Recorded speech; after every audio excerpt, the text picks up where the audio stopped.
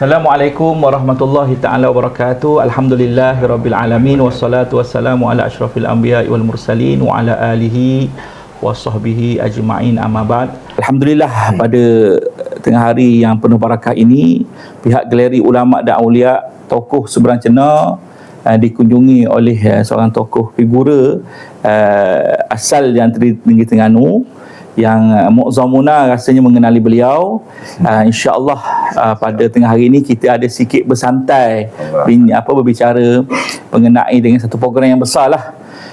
Jadi sebelum tu kita bertaaruf sikitlah Habib Benar, ya, mudah-mudahan Allah Subhanahu Wa Taala memberikan nazrah dan juga istifadah pada sesi podcast pada tengah hari ini yang berada di Galeri Ulama dan Aulia. Habib Benar, alhamdulillah, terima kasih di atas kesudian Habib Benar Al-Fadhil Ustaz Said Faqih yang telah kita berhubung sebelum daripada ni untuk kita buat satu podcast yang kita melihat program yang besar nanti yang akan diadakan di Terengganu. Dah 12 tahun, Bik. Tak silap ya, 12 tahun kali 12 tahun haul yang mulia Tok Pupaluh, figura satu ketika dahulu. Mungkin di sana kita ada satu benda yang kita nak sampaikan lah. Supaya kongsikan. Jadi sebagai permulaan pusingan yang pertama tu, Habib kenalkan sedikit, Habib. Oh, Masya Allah. Mudah-mudahan kita nak sikit orang panggil ta'aruf. Tak kenal maka tak cinta. Mungkin audio ni kita lebar luaskan dia punya sebaran tu bukan di Pahang saja, Bik. Kita nak sampaikan, so share kan supaya jemputan ni meluas. Mungkin sebabnya Allah Ta'ala ni beri nazrah kasih sayang kepada kita. Silakan, Habib. InsyaAllah. Barakallahu fiikum. Bismillah, alhamdulillah, wassalatu wassalamu ala rasulillah wa ala alihi wa sahbihi wa man wala wa ba'du. Terima kasih kepada Ustazuna Barakatullah Hafizahullah yang sudi menjemput kita bersama bersantai. Alhamdulillah, jazakumullah. Bersantai berpodcast di tengah hari ini, dalam nak membicarakan sikit sebanyak khususnya pada peringatan haul yang terdekat ini bagi Al-Habib Abdul Rahman Tok Pupaluh dan ayahandanya beliau Tok Tuan Besar. Ya, Habib. Sikit sebanyak Ustaz Abah tanya tentang hal diri lah. Hal diri. Nama diberi Syed Muhammad Al-Faqih Muqaddam bin Muhammad Al-Bakir Al-Aidrus. Asal macam Ustaz Abah kebau tadi lah, daripada Terengganu.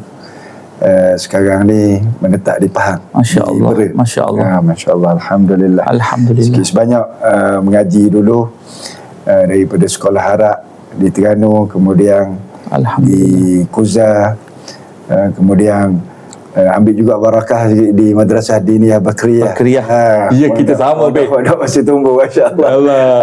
Berapa tahun, Bek? Dah anggap setahun dua kata-katanya. Lepas tu maknanya masa tu 20 tahun dah lepas? Lebih pada 20 tahun lepas dah. Lebih 20 tahun lepas. Masya Allah. Mengimbau balik kenangan. Ya, betul. Masa tu jauh putih lagi. Masa tu remaja lagi. Allahumma salli Sayyidina Muhammad. La ilaha illallah. Kemudian ke Kuza.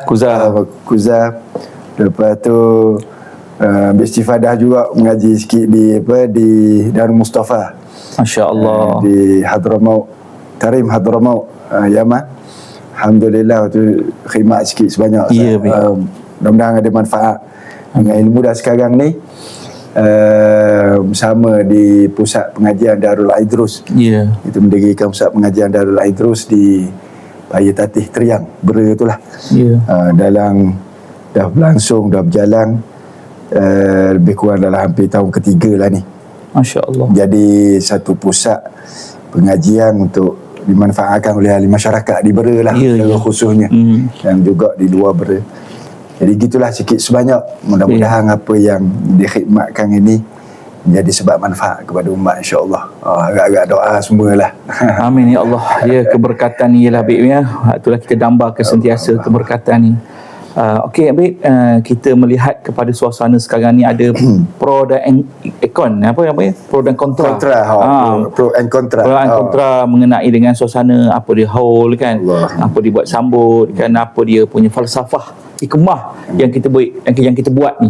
Maksudnya benda tu kadang-kadang Di luar sana ialah kita wabil husnuzan, mungkin tak tahu baik. Betul. Bukan kita nak bersu'ulzan. Ya, betul. Mudah-mudahan podcast ni disampaikan maklumat, Betul. hasrat, dan ada manhaj yang ambil sebut tadi kan, metodologinya, supaya sampai maklumat ni tentang apa tujuan dan hadaf yang kita nak buat haul ni. Maknanya falsafah dia dan segi hukum baik. Dan ada tak dia ni apa landasannya daripada syarak kan, ataupun benda yang diada-adakan mungkin secara santai lah baik. Untuk ilmiah secara santai, mungkin di luar sana daripada keluarga kita lah, daripada Muhyiddin di Cenor tu, nanti kita akan cerita sikit lah bagaimana hubungan ni di Cenor, bagaimana dengan Tokoh Palu mengimbau nenek moyang kita terdahulu kan. Kita ni sebagai penerus mereka. Allahu Akbar. Maknanya dia bukan mengimbau kita di pasir tumbuh saja, bahkan mengimbau untuk nenek moyang kita. Allahu Akbar. Tak dapat nak diungkapkan cerita ni baik. Allah memang sedalam-dalamnya lah. Cerita yang ni sedalam-dalamnya bagi kita yang nenek moyang, yang nazrahnya. Ya Allah Akbar. Okey baik. Cuba baik beri santai sikit tentang apa falsafah hikmah yang kita perlu sangat kita buat haul seumpama ini baik. Betul. Kita tentang haul ni tak apa. Dia mungkin satu perkara yang dan atas nama haul tu, atas nama haul tu dia menjadi satu kekeliruan. Tapi sebenarnya yang lebih besar nak dilihat pada haul ni, dia satu majlis untuk memperingati ketokohannya ulama. Untuk kita menggali balik sejarah mulianya para ulama ni, supaya ia berbekalkan sesuatu pada pemikiran kita, pada jati diri kita, supaya kita terus berjalan di atas jalannya mereka para ulama. Mana cerita bukan sekadar cerita yang tepuk atau mati begitu. Dia ada satu cerita yang ada sampaikan. Ada satu cerita yang ada sampaikan. Sehingga daripada penceritaan itu dia menghubungkan hubungan kita ni, khususnya hubungan rohani kita dengan mereka. Allahu Akbar. Kalau ikut haul ini dah ditunjukkan oleh baginda Rasulullah sallallahu alaihi wasallam. Bila sebut pada riwayat bahawa Rasulullah ni yazuru syuhada Uhud. Baginda ini sentiasa fi ra'si kulli haul, pada setiap kitaran tahun. Bahkan disebutkan oleh ulama pada setiap awal tahun hijrah.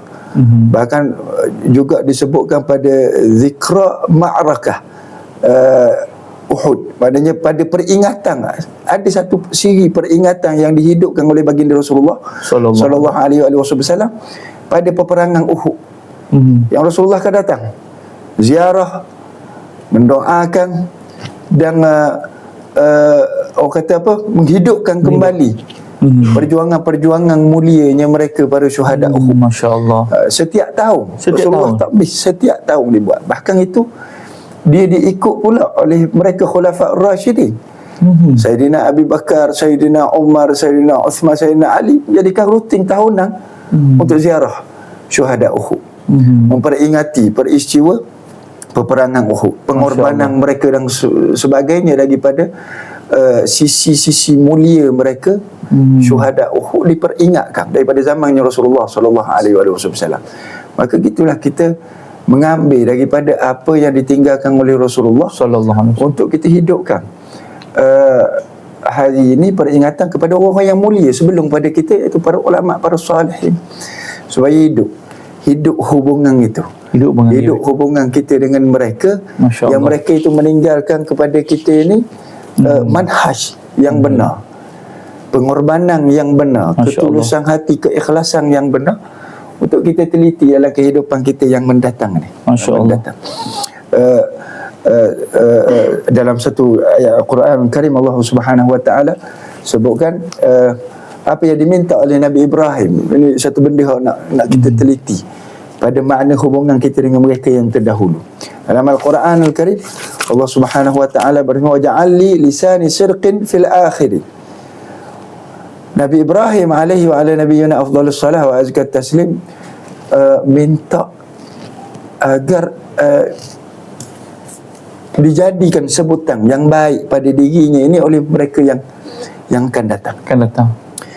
Pada makna ini, bukanlah sekali Nabi Ibrahim ini orang yang nak pujian orang ke depan. Tak, Nabi Ibrahim tak perlu pujian, tak perlu sanjungan daripada mereka yang ke depan. Tapi pada makna ayat ini nak menunjukkan sisi-sisi baiknya Nabi Ibrahim ni perlu diteliti oleh mereka yang ke depan, agar manhaj yang ditinggalkan oleh Nabi Ibrahim, millahnya Nabi Ibrahim itu dihayati untuk diteruskan pada pada kehidupan mereka orang-orang yang beriman. Masya Ini Allah. penting keterikatan kita dengan orang yang terdahulu, wabil khusus mereka orang soleh. Allahu Akbar.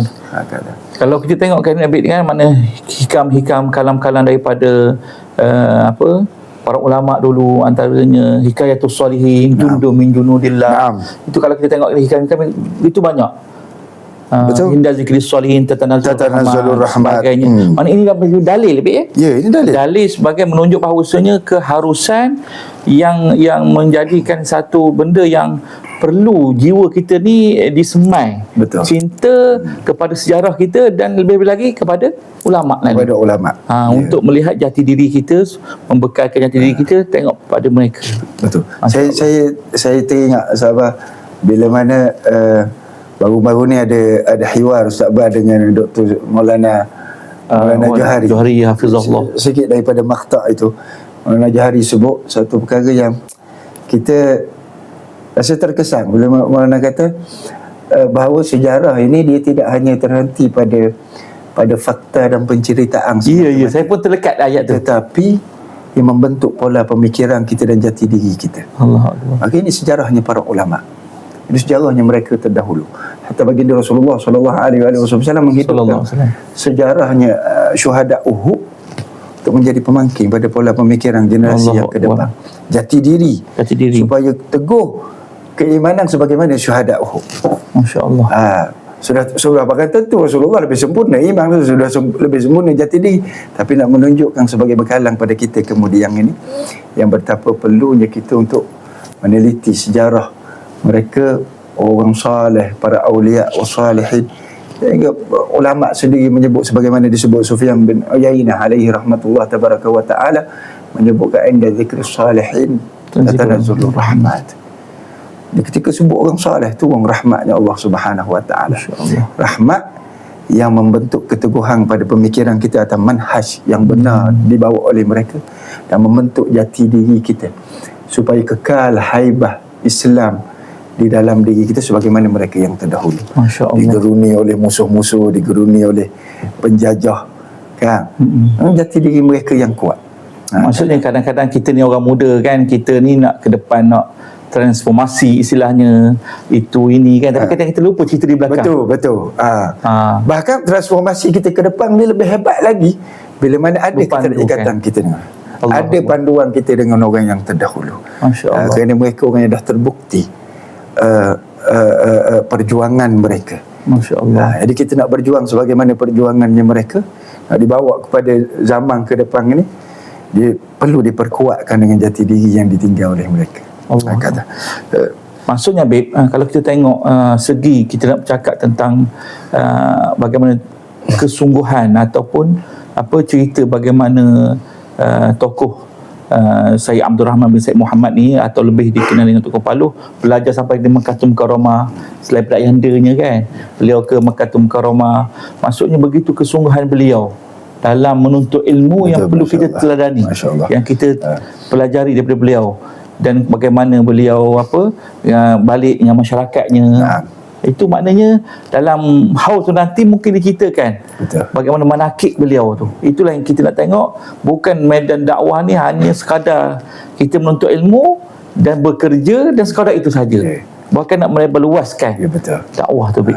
Ini perkara yang besar di dalam kita meneliti perjalanan ulama, sejarahnya para ulama awliya salihin ini adalah untuk melihat bagaimana keteguhan mereka dengan ilmu, kesungguhan mereka dengan ilmu, bagaimana mereka menunjukkan kepada kita pentingnya ilmu dan manfaatnya ilmu kepada ahli masyarakat. Hingga kita melihat susuk tokoh sahibul haul, bila khusus Tokoh Paluh Al-Habib Abdul Rahman Muhammad Al-Idrus ini, yang bagaimana beliau ini membesar di dalam keluarga yang subhanallah menitik beratkan ilmu, menitik beratkan ilmu, sehingga kehidupan mereka itu disibukkan dengan ilmu. Umpamanya Tokoh Paluh, bahkan kalau kita melihat pada sisi manaqibnya, Tokoh Tuan Besar yang Muhammad bin Zainal Abidin, yang Habib Muhammad masih dalam kandungan ayahnya Al-Habib Zainal Abidin dah ke Indonesia Berdakwah. dah katanya berdakwah. Masya-Allah. Sehingga tak sempat balik untuk menyaksikan kelahirannya beliau. Namun masya-Allah ini rijal, ini yang kita nak teliti. Ini hatta disebutkan oleh guru kami selalu dipanggil manhaj atau tariqah abawi. Warisan daripada orang tua pada orang tua, orang dahulu kepada orang kemudian, inilah warisannya. Apa yang dititikkan oleh Al-Habib Zainal Abidin padanya isterinya Sayyidah Sharifah Aisyah, anak kepada Tok Makam Lama. Anak kepada Tok Puteri Tok Makam Lama. Tuan hitam ya. Betul. Rasanya tu. Sharifah Aisyah. Jadi berkahwin dengan Habib Zainal Abidin hingga jalur Jemalu Al-Aidrus. Jadi jalurnya begitu. Kemudiannya waktu nak meninggalkan, nak berdakwah dan berniaga di tanah Jawa, dititikkan pesan. Ini subhanallah. Dititikkan pesan. Kalau anak ini lahir namakan Muhammad. Dan hantar dia melanjutkan pelajaran ke Mekah. Masya-Allah. Ini satu perkara yang kita nak teliti menjadi sebuah manhaj kepada kita dalam institusi keluarga kita. Sejauh mana dipanggil apa? Penelitian kita dalam hal ehwal ilmu dan agama dalam keluarga kita. Sehingga beliau tidak meninggalkan ahli keluarga, mereka bukan dititip harta, bukan dititip bekalan makan dan minum, tapi dititipkan ruh, dititipkan ilmu sebagai peringatan. Sehingga Al-Habib Muhammad Tuan Tuan Besar lahir dinamakan Muhammad, kemudian disibukkan daripada kecil menuntut ilmu dengan pak-pak saudaranya, diberikan ilmu dengan guru-guru di Terengganu, kemudian lanjutkan ke Makkah. Begitulah juga kepada Tok Kupalu. Rutin yang sama yang disambung. Kata ini manhaj mereka yang terdahulu. Rutin yang sama itu kekal sehingga ia menjadi sebuah warisan kekuatan ilmu pada ahli keluarganya sehingga kepada generasi-generasi yang mendatang. Tok Kupalu membesarnya disibukkan dengan majlis ilmu, yang menuntut ilmu dengan guru-guru di Terengganu, kemudian melanjutkan pelajaran ke Mekah, yang tidak menyelesaikan pengajian itu, melainkan beliau pulang untuk berbakti di kampung. Allahu Akbar. Kekal, manhaj itu terus kekal menjadi warisan. Kata. Ini hikmah yang besar yang kita nak ambil perhatian dalam kita meneliti manaqib sejarah mulia sahibul haul pada setiap kali haul yang kita hadir. Allahu Akbar. Maknanya manakala kita tengok di perakhiran kita dalam podcast ni majlis tu bila 4 Julai. 4 Julai. Insya-Allah pada 4 Julai. Dan apa yang kita tengok daripada poster tu dihadirkan ulama-ulama yang besar. Ya. Ulama-ulama yang besar daripada kalangan habaibnya, daripada kalangan masyayikh kita. Betul, masya-Allah. Masya-Allah.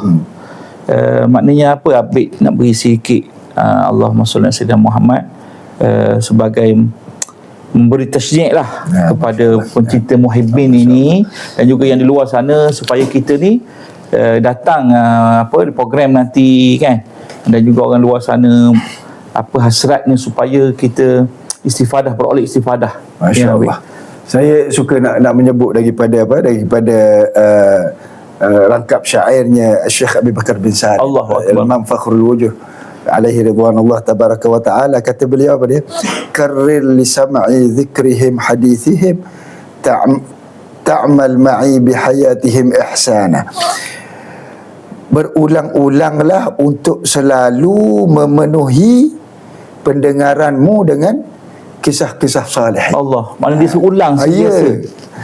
Juga perkataan mereka, dan sibukkanlah beramal taat bersama-sama dalam kehidupan kita ni, dalam kehidupannya mereka. Maknanya berulang-ulang kita untuk selalu mendengar tentang sisi baiknya mereka ini. Mana kalau kita fikir minta apabila afwi, mengapa diulang setiap tahun, mengapa diulang setiap tahun? Kalau kita fikir cerita yang sama, betul, cerita yang sama, tetapi di sana mungkin ada benda yang tersirat di sebalik penceritaan.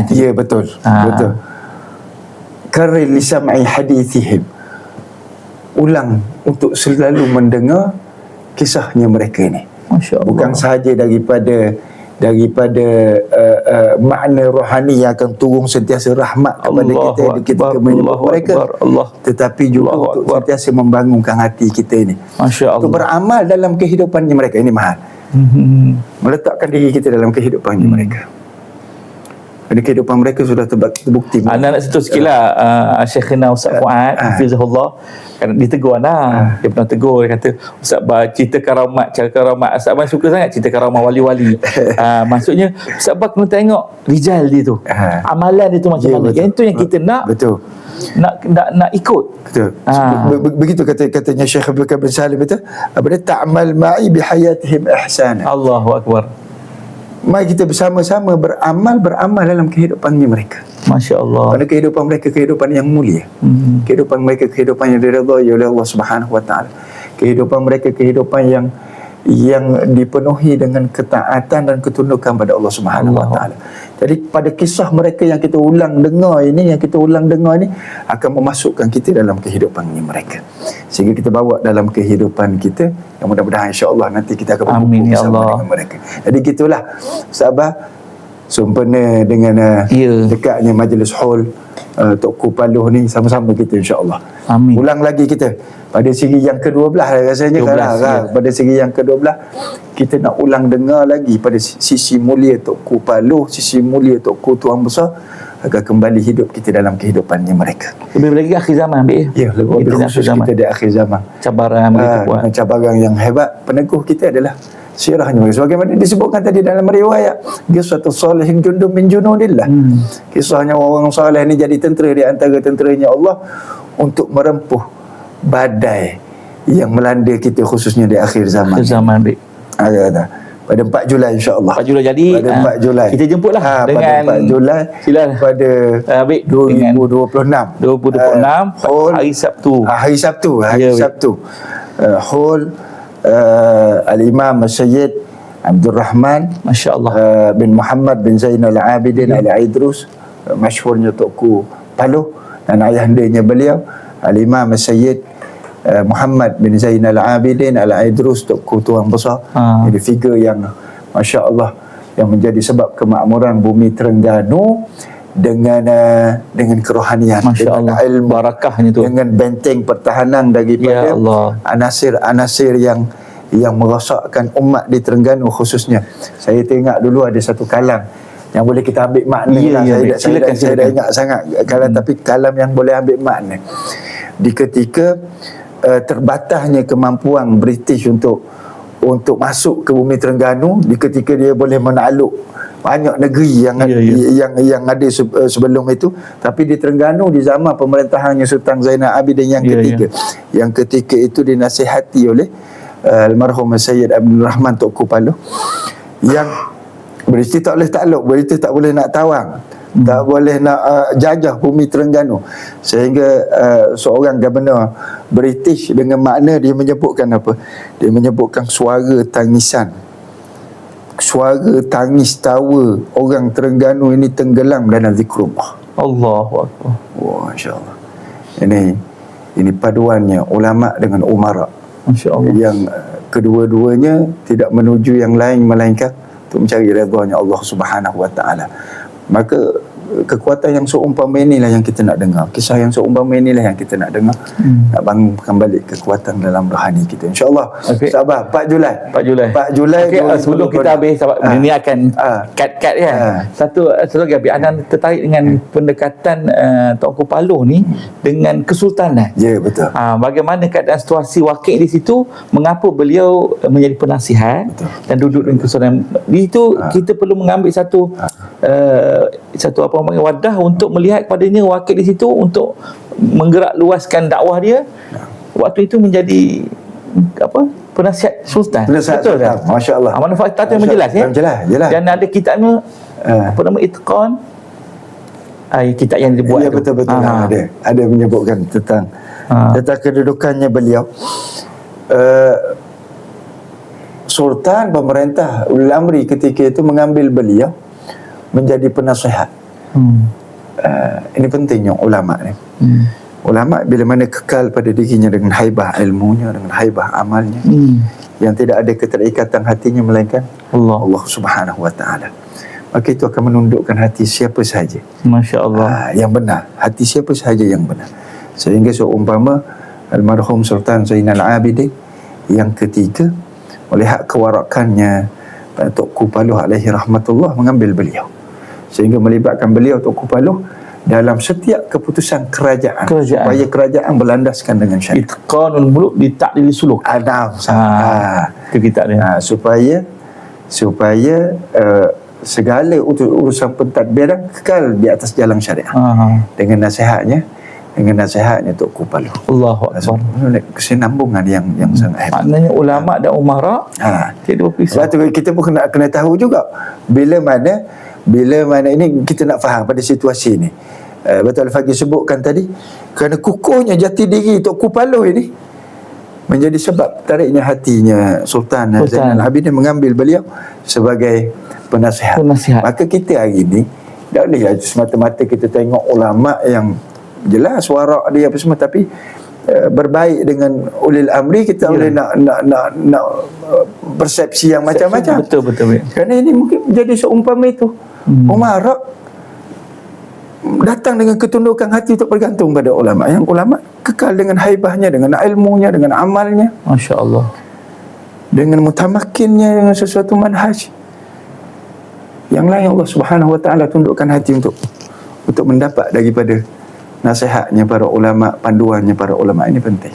Allahu akbar. Terima kasih gabungan yang sangat hebat ditunjukkan oleh almarhum Tok Kupaluh. Ini yang sepatutnya menjadi satu qudwah yang kita nak bawa pada wakil kita hari ini, yang mudah-mudahan ada manfaatnya insya-Allah. Okey, last kali Bib. Jadi bagi mereka yang nanti pergi ke haul kan. So bagi sikitlah, maknanya di galeri ni ada barangan Tok Kupaluh. Ada ya. Maknanya ingin masya-Allah. Cuba sikit Bib, kita beri sikitlah maknanya. Merasa Radha Muhyiddin pada Pakut sedia kalau lah ingin lepas daripada Hon nak tinggal di sini, kami makluk-alukan. Masya-Allah, ini tawaran. Ini tawaran. Dia jadi semacam satu tertib lanjutan selepas daripada Hon. Masya-Allah, barakah Hon itu berlanjutan. Ini subhanallah. Kerana hubungannya keluarga Tok Kupaluh di Terengganu dengan keluarga di Chenor ni memang daripada dulu. Mereka menuntut ilmu di sana, bersimpuh di sana, sehingga hubungan itu menyambung lagi sampai ke saat kini, sampai ke kita saat inilah. Jadi sinonim sangat, jadi comel sangat bila dah pergi ke Tok Kupaluh. Nanti kalau balik boleh singgah ke galeri ulama di Raudhatul Muhibbin. Ahlan wa sahlan wa marhaban. Pondok Pokok Raudhatul Muhibbin, boleh singgah sini, ada galeri ulama. Ada peninggalan, ada titipan sejarah yang kita nak bangunkan lagi. Nak membarakan lagi peringatan kita kepada sahibul haul. Ada di sini juga, bukan sekadar di Terengganu, di Chenor, nak tandakan betapa hubungan itu berpanjangan, mudah-mudahan insya-Allah. Okey, terima kasih Habibna Mukarram dengan perkongsian santai. Mudah-mudahan sampai kepada audiens kita dan masyarakat dengan perkongsian pada tengah hari ini. Allah Taala memberkati kita sentiasa mandang nazrah. Amin ya rabbal alamin. Mudah-mudahan Habib baru balik daripada berdakwah di Pulau Tahan. Masya-Allah. Habib ni masya-Allah dengan hemahnya beliau, masya-Allah menjadi nadi kami ni jugalah, doa di belakangnya. Kita orang ni semua ni berkat keberkahannya, kita sentiasa bertakluk dengan muhibbin, dengan para sahadah. Mudah-mudahan Allah Taala berkati kita. Amin ya rabbal alamin. Wassalamualaikum warahmatullahi taala wabarakatuh.